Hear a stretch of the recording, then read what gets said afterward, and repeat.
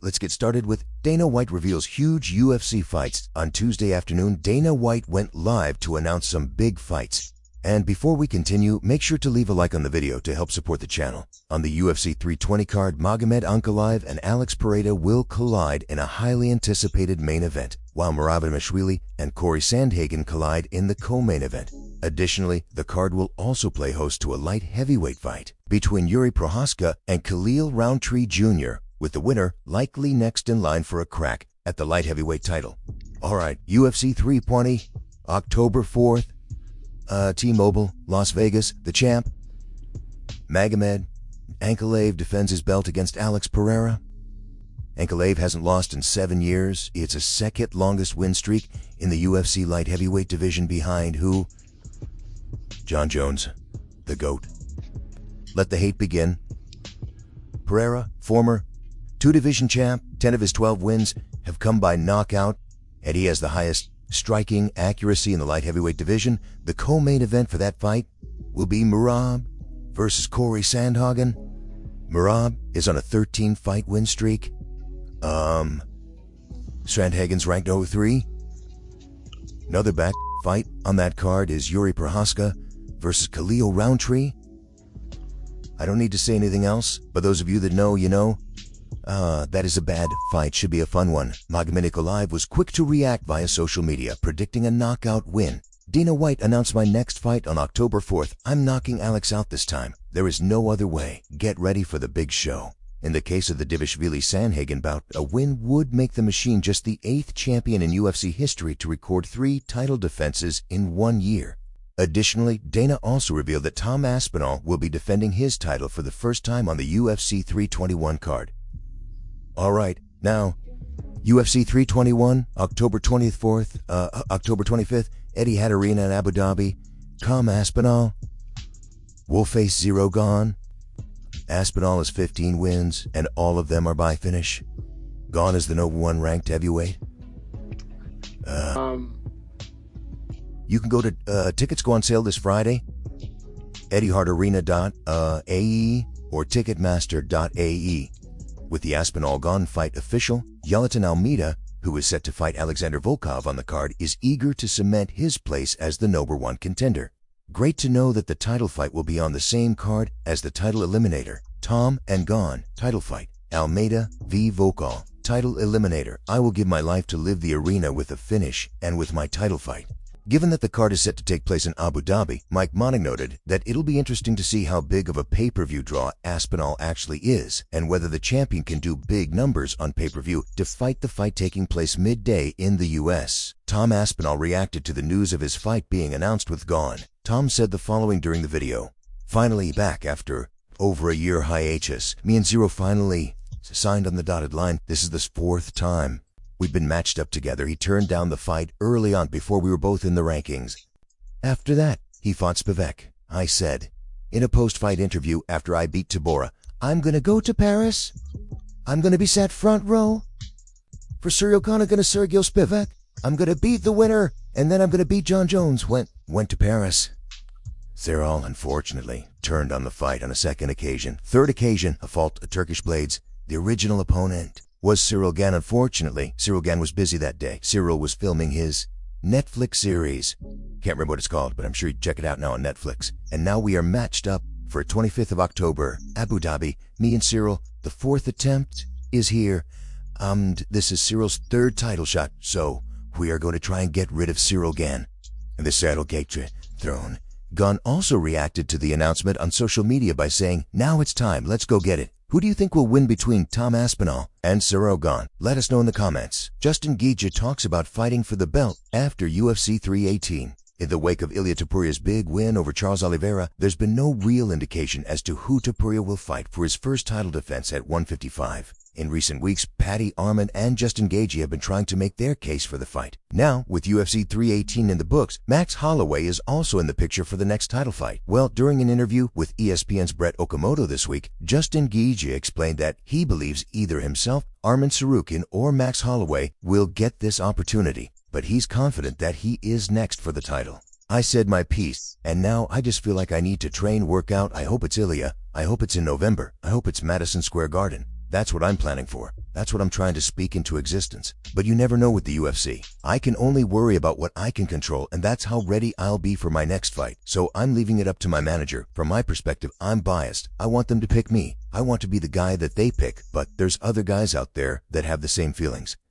As Gaethje went on to indicate, in an ideal world, he would fight Ilia Topuria before the end of the year, fight Max Holloway at the White House, and then retire. I beat Topuria this year, defended against Holloway on the White House lawn, and retire with the BMF and the championship title. In addition, Justin also squashed rumors of a title eliminator with Paddy Pimblett. Absolutely not. If that's the route they want me to take, I don't believe they need me anymore.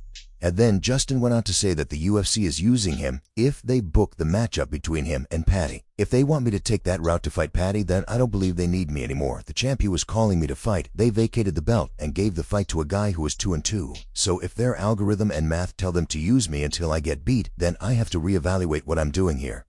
Given that Dana White brushed off reports of Gaethje's title fight or bust ultimatum, and Max Holloway being eager to run things back with Topuria, it'll be interesting to see what's next for the highlight.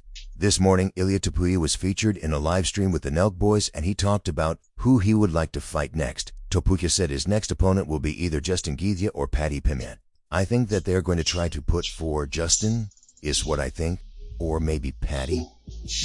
It's not really too precision. Well, maybe. It looks like there is absolutely no mention of Arman Tsarukyan, which is surprising. Then, later on, Ilia Topuria went off on Arman for pulling out of the Islam fight due to injury. First of all, who gives a about him?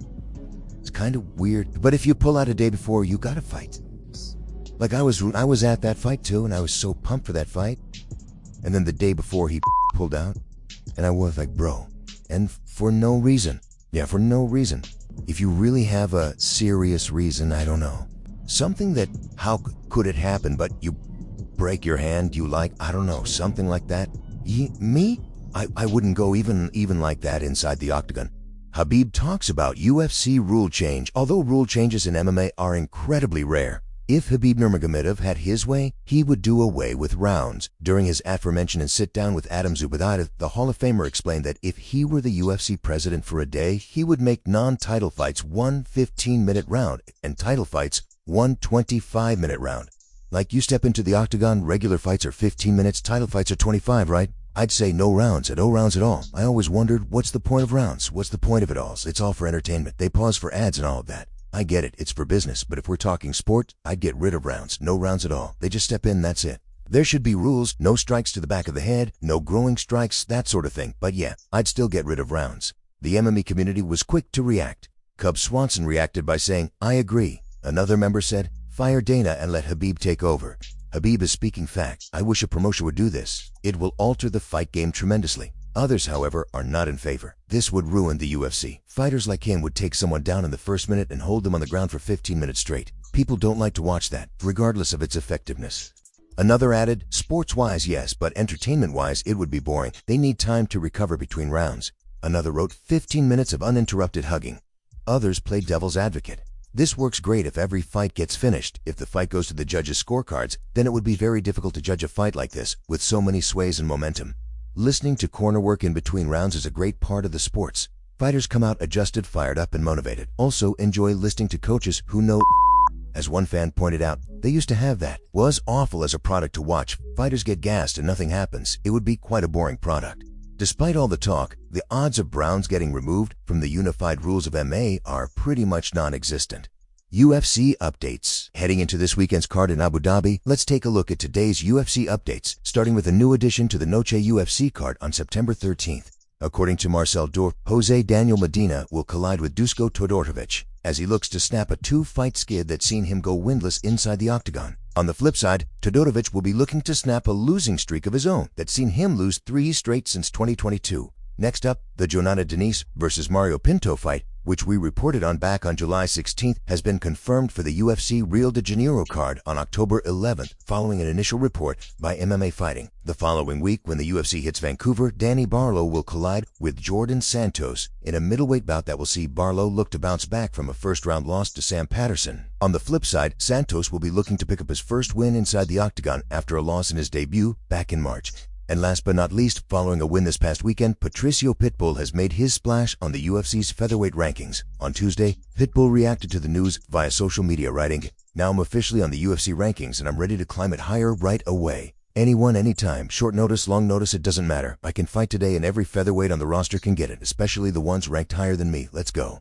Pitbull's win landed him at number 11 on the featherweight rankings, just behind Gene Silva and just ahead of Steve Garcia.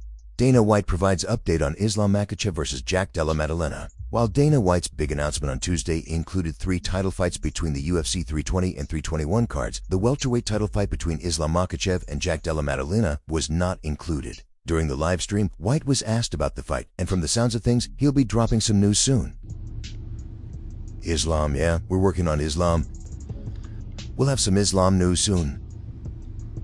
As Damon Martin wrote on social media following Dana's livestream, the Makhachev-JDM fight is now likely to happen at Madison Square Garden in November or the T-Mobile Arena in December. While nothing's been made official, Khabib went as far as to say that JDM is likely the toughest opponent Makhachev has ever faced. During his sit-down with Adam Zubayr, he explained, "I think Jack is the toughest opponent of Islam's career. If I were preparing Islam for either Ilia or Jack, I'd be more concerned, and I am more concerned about Jack. From the sounds of things, it's only a matter of time before the fight is made official." Khabib breaks down Khamzat Chimaev versus Dricus du Plessis. With less than a month to go until UFC 319 in Chicago, the MMA community is eagerly awaiting the midweight title fight between Dricus du Plessis and Khamzat Chimaev. Ahead of the fight, Khabib Nurmagomedov broke down the fight while speaking with Adam Zubayr, indicating that Chimaev's path to victory may not require him to rely exclusively on his wrestling, like many fans believe. Dricus is an interesting opponent. He's very tough. He's going to scrap. He's not very accurate, but throws a lot. He's always throwing hands and legs constantly. He throws a ton of volume and doesn't stand still. I personally would advise Khamzat to strike with him. If you put them in straight boxing, Khamzat is better. You can try to force things early in the first 2 rounds, but if you don't finish him, you'll burn a lot of energy. Khamzat hasn't been in a championship round. On the other hand, that guy Dricus, he's got real experience. Despite Dana White announcing several big fights on Tuesday, so far, the promotion has not announced a co-main event for the UFC 319 card.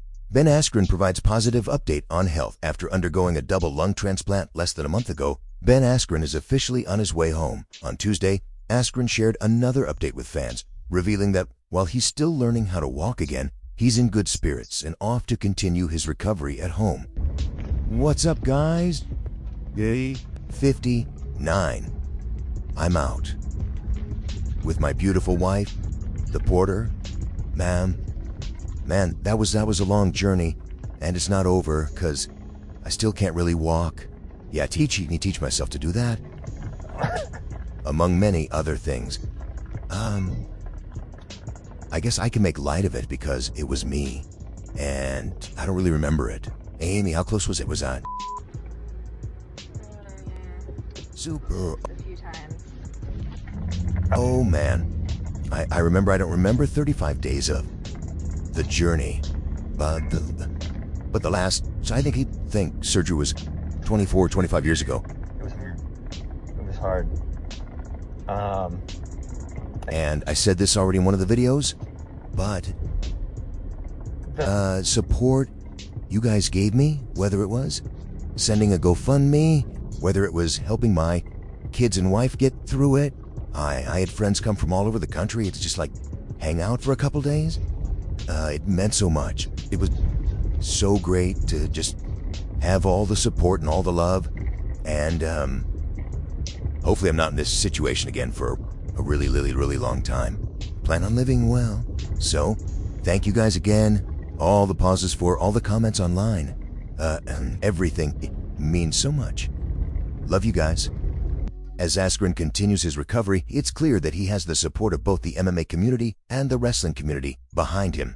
Ilia Topuria goes off on Max Holloway for BMF Belt. Ilia Topuria went off on Max Holloway, claiming that he can't be the BMF if he got knocked out in the past. Ilia also called out Max for running away in the first 10 seconds when he pointed to the ground during their fight. This is what Ilia Topuria had to say during a live stream with the Knock Boys this morning.